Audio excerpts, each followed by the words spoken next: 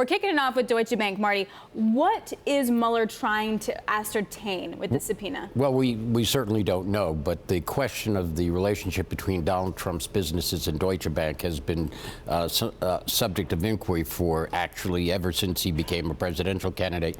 Deutsche Bank has steadfastly refused to comment on that relationship, but now he's turned over documents to Mueller, and the thought is that it's the relationship between Trump and Russia and whether those loans had any connectivity to the Russian investigation. Can I ask a really dumb lawyer question to a lawyer at the table? Yeah. No, literally, like, does Deutsche Bank have to comply with the subpoena? Yes. They're based in Germany? Yes. Why? Yeah, because they have an operation here in the United States, and they have And they jurisdiction don't do over it, the United States. then they'll wind up getting in trouble with the operations here. It's called in personam jurisdiction, believe it or not. See, See? there's a wonky answer for you. We have such highly qualified anchors here. Nowhere else in the world could As do that. opposed to guests. But John, Guests are completely different.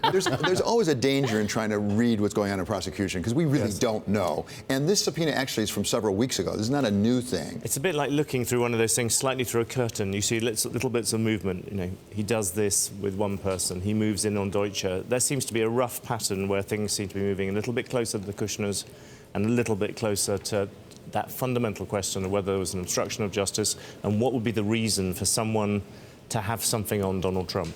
And one thing we do know, Marty, is that when Mueller put together his staff, he quite specifically got some people who are very sophisticated about criminal wrongdoing involving sophisticated financial transactions. Yeah, very, very much so. Organized crime prosecutors who really know how to follow the money.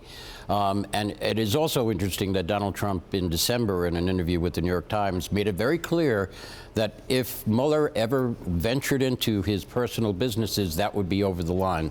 So it'll be interesting to see. Donald Trump hasn't tweeted yet this morning, but the day is young.